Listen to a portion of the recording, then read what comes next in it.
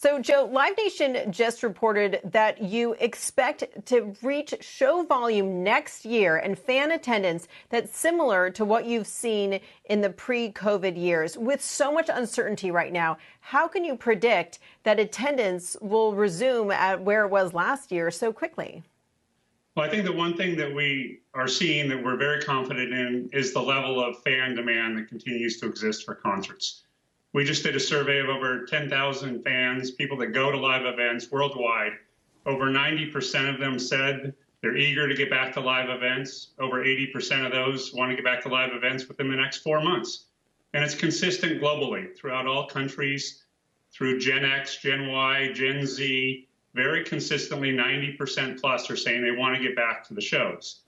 And I think even more important is we've now been refunding at a large scale the 9,000 concerts that have been impacted by this shutdown. Over 80% of them are rescheduling. And as we offer fans the option on those shows, do they want to keep their ticket or do they want a refund? Over 90% of those fans are deciding to keep the ticket. So the fan that has the ticket to the show that was supposed to be this summer, they want to keep the ticket. They want to go to the show next year. And when we see that level of demand today during these uncertain times, that gives us confidence that the fans will be there when we're allowed to get out and have our shows again. But, Joe, the way concerts look and feel is going to be very different on the other side of this, perhaps for quite a long time. Tell us how you're going to be implementing social distancing measures. And don't you think that people may feel differently about going back to concerts if they have to wear masks or you're limited to 20 or 30% capacity? Yeah, we've asked fans what matters to them. The factors that overwhelmingly matter the most to the fans is the confidence that there's been deep cleaning at the buildings, that the hand sanitizers are available. We'll clearly, for a period of time, be following social distancing. We'll put in a range of procedures to reduce the contact, have contactless entry with our digital ticketing, to tie that in, to have the ability to buy merchandise, to buy concessions on a contactless basis. And yeah, we do certainly expect that through the course of this year. And I think we're optimistic that as we get into next year and treatments and vaccines become more available, that we're able to get back to doing shows more in the way that people are accustomed to. You know, we're seeing Disney getting ready to open its Shanghai park at less than 30% capacity. How much do you expect to limit your capacity, and what kind of pressure will that put on your margins going forward? Yeah, I think that certainly over the course of this year, what we're going to see is largely substantially reduced capacity in all of the venues. Again, as that develops the proper treatments and vaccines over the course getting into next year, we have hopes that that will grow. But really, our costs are variable. We pay the artists the vast majority of the revenues that come from the door. We then support that by what we make on ticketing, what we make on sponsorship, what we make on concessions.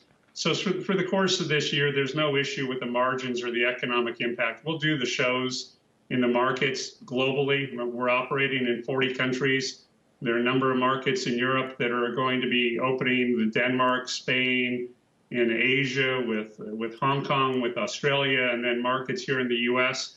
We expect to be getting out and doing shows over the next few months, having that growing from there. Joe, good morning. It's John Fort.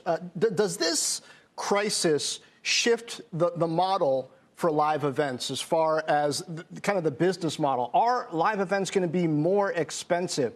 Do you build in more subscription or memberships into it? Because if you got fewer people and you still want to make as much money, it seems to me like you got to charge more or add on different experiences somehow. Yeah, I think that we're very much aligned. We've had a lot of conversations with the artists.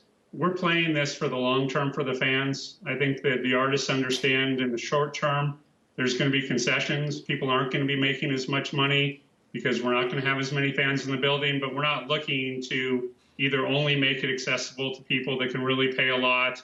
We're not looking to do anything. We recognize the hardships that exist today. We want to make this accessible to everybody. That's why artists are doing the shows from home today. They want to stay connected to their fans. I think it's as important as we come out of this that we continue to make music what it is. It's a unifying, fun, celebratory event that everybody can access. And I think we're committed to that. The artists are committed to that. and we'll continue to find ways to deliver that. And Joe, Twitch, YouTube, and others are trying to, I think, edge in on your turf here during this, because they would argue they can be live even though it's digital. And when distanced is the best that you can get, they're offering kind of a live-ish experience. Are you going to push more into digital experiences also? Of course, I don't expect you to back away from physical in-person concerts because that's your strong suit. But do you have to do more digital to prevent encroachment by those platforms? And we're doing that today. Our Live at Home platform has had over 1 million people come to it to find shows. Insomniac is doing their Rave-a-thons. They've had millions of people globally coming to those live events. So we're doing that today. What we're finding when we're talking to the fans, though, they value this to stay connected today, but it only makes them want to get back to the live event more. Live events aren't just going to the show. They're going to the show with your friends. They're having a night out. They're celebrating. There are those Kodak moments that you do a handful of times a year. The live today at home, remote is great, but it's no replacement for that true live event.